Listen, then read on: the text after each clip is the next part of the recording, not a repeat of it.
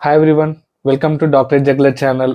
So ఎంబీడీలో గనక ఈ క్వశ్చన్కి ఆన్సర్ చేయకపోతే పక్కా రిజెక్ట్ అవుతారు. సో ఆ క్వశ్చన్ ఏంటంటే nothing but saturation logic.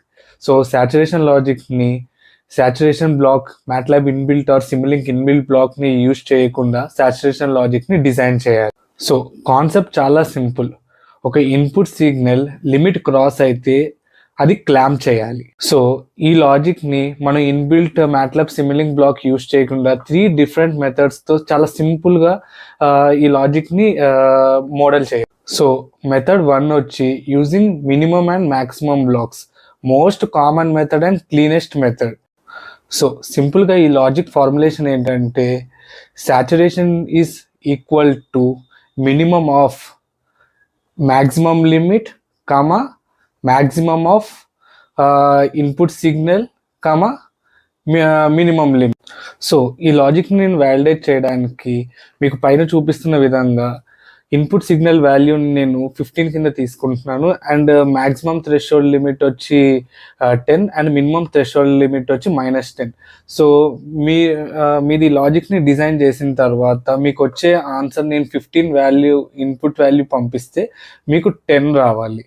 Or else -15 value నేను ఇన్పుట్ సిగ్నల్ కింద పంపిస్తే -10 రావాలి. ఎందుకంటే మన thresholds upper limit threshold 10 and lower limit threshold is -10. So ఇది నెక్స్ట్ మెథడ్ 2 వచ్చి మనం స్విచ్ బ్లాక్స్ని యూజ్ చేసి ఇఫ్ ఎల్స్ ఆర్కిటెక్చర్తో డిజైన్ చేయాలన్నమాట. సో ఇది వెరీ సింపుల్. సో ఒక స్విచ్ బ్లాక్ని తీసుకుందాం. సో దానికి ట్రిగరింగ్ సిగ్నల్ వచ్చి nothing but your input signal. So input signal value మనం 15 తీసుకుందాం. అప్పర్ లిమిట్ వచ్చి 10, లోవర్ లిమిట్ వచ్చి -10. సో మనం ఇన్పుట్ సిగ్నల్ వాల్యూస్ని 15 ఇస్తే మనకి రావాల్సిన అవుట్పుట్ ఏంటి? 10 అప్పర్ లిమిట్. సో -15 ఇస్తే మనకి లోవర్ లిమిట్ రావాలి. సో -10 అనేది రావాలి. సో ఈ లాజిక్ని మీకు పైన స్క్రీన్ మీద మ్యాట్లాబ్ సిమ్లింక్లో డిజైన్ చేసి మీకు ఎవ్రీథింగ్ స్క్రీన్ షాట్లో చూపిస్తున్నాను, చూడండి. మెథడ్ 3 వచ్చి మ్యాట్లాబ్ ఫంక్షన్ బ్లాక్ని యూజ్ చేస్తాము. It's a pseudo code method అనమాట. బేసిక్గా మ్యాట్లాబ్ ఫంక్షన్ బ్లాక్ అంటే మ్యాట్లాబ్ ఫంక్షన్ బ్లాక్లో మనం యాక్చువల్గా కోడ్ రాయాలి. It's a very simple code.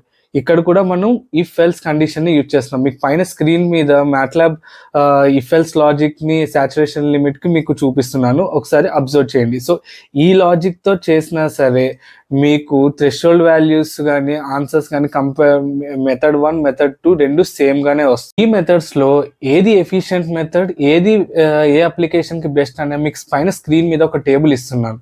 So దాన్ని చూడండి. సో మిన్ మ్యాక్స్ మెథడ్ అనేది స్పీడ్